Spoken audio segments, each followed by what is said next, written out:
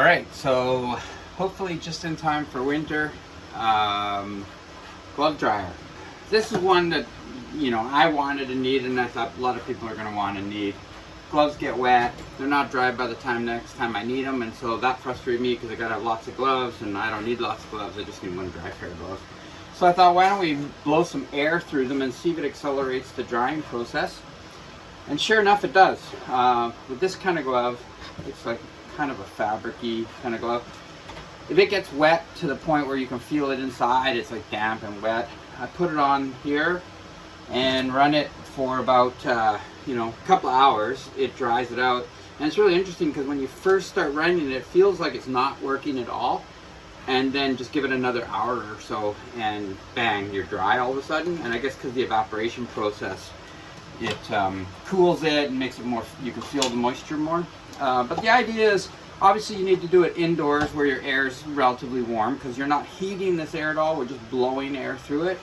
And the idea is you collapse the fingers, drop the glove on it. Doesn't really matter which hand, but I'll explain that in a minute. And then just find the fingers with all the plastic fingers into the glove fingers, the dryer fingers into the glove finger, and you can see it drops on.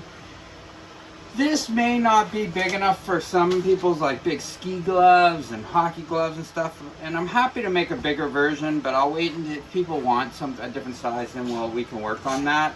But for now, this is kind of pretty average. It worked for men's and women's. And so the idea is you've got a small little blower fan in the base, and the blower fan I picked up off Amazon. They're like 10 bucks each. You can get them for a lot less actually if you buy a few. And I'm sure in electronic supply houses and a place like that, you get them for even less. But I like this particular one because it's a USB one. I don't have to figure out a power supply for it. You just plug it into a little USB adapter, and it comes with an extension cord, which is also good because you need to get it to an outlet, and a little control switch. And the idea is that just drops into the base here. So once you put the fan in, it'll just flex out the back and it drops in. And that's it. There's a little retainer for the cord there. I'm gonna rebuild one for you just so you can see how it goes together. Super simple though. I made the base a separate piece and a removable glove element, so we can make different sizes of these and just snap it into the base. So that's the idea with this. There is a left and a right hand. These are both left. In my mind, you go palm forward facing, only because the glove might kind of have a little bit more forward weight then to balance this a little better. But you don't have to do that, and in fact if you printed two of the same ones, you can just turn it around and pop it in. There's your left and right now. And the only difference is the thumb sits a little lower. If you want to have them both looking proper, so you have like a left and a right both facing forward, not that it matters, just mirror the palm piece in your slicer. That's what I did. These two fingers are the same print.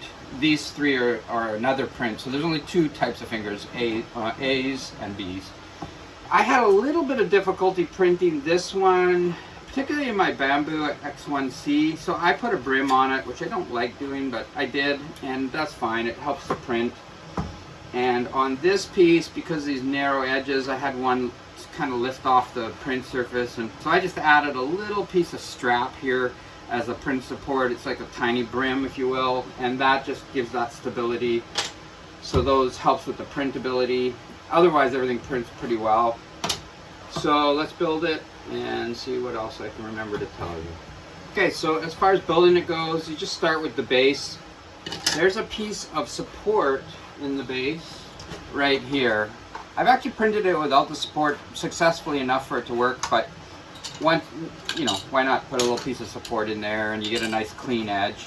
So that's what I've done on that. And then once you got that, this piece is, I call it the release or latch, and just snip off this little piece of support that I made.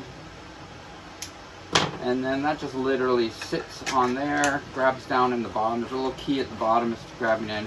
And the idea is just squeeze that and it'll pry these apart to remove the palm. But if you're having trouble with that, because it doesn't always squeeze out far enough, you can just pull them apart. It's the same thing. And then on the palm piece, I used a brim to get a successful print. So if you have to put a brim on, just clean that up.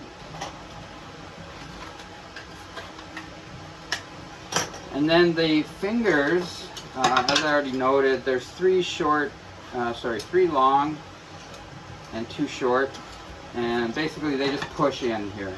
So make sure you put the 3 longer ones in the middle positions. Just push them in. It's hard to get them to go all the way down with your bare finger because the hole's not that big. So if you take something like a pen and just push it, you can get them to drop down in there. And then the shorter 2 go on the outside.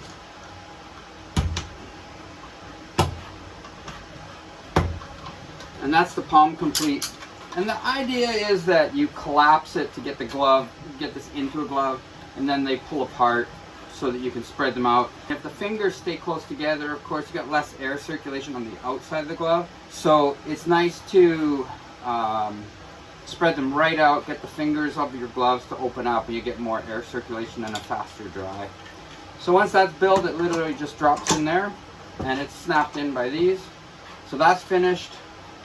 Drop the fan in, and it should just push back onto here. This is a floating part here, so when you first put the fan in, you'll break that free, and then after that you're done. Then you can drop the cord in there. And I did put space for a couple of zip ties here, so if you want to, you can also zip tie your electrical cord down to the frame here. There's a little recess underneath, so it'll still sit flat. So feel free to do that if you need to. This part has got 3 little protrusions that engage in the base, so it should just basically snap on. And it's literally there just to stop anybody from putting their finger in the fan. I think I blew one of my little USB power things by stalling a fan accidentally. And I'm not 100% sure of that, but it makes some sense, I guess, because it will draw a lot more current once you stall the fan. That's it. And then once you have it running, which I guess I could do here, plug it in and turn it on. So that's already blowing max. And so it's going to deliver air up through the ends of all these fingers and near the first section of the finger. You might get a little air leakage in the palm and stuff, and in my view that's fine because you want air circulation throughout the whole glove. So there you go. And in fact, you only need to make one if you have time to dry the gloves one at a time, but it's nice to have a pair so they get done faster. And if a glove was really soaked, it would obviously take a lot longer, but in my experience, if the glove's really soaked and I just leave it sort of in my closet waiting for it to dry, it takes days. So no matter what, this is going to be much faster, and there you have it.